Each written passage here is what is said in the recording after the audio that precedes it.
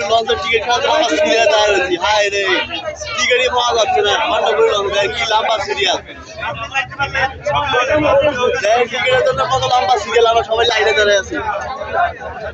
টিকিটই কাটতে পারতেছি না। অনেক সময় টিকিট পুরো এখন ঈদের সময় আমরা যাচ্ছি ঢাকা থেকে টিকিট পাচ্ছি না।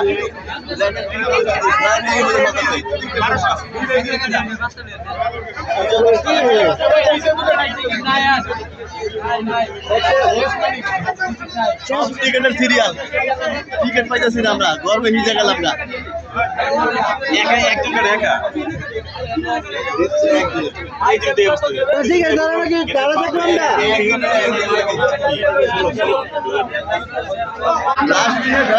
আমরা টিকিটই নাই, টিকিটই শেষ, টিকিট পেলাম না। দেখে ভয় লাগবে, সব টিকিট বন্ধ।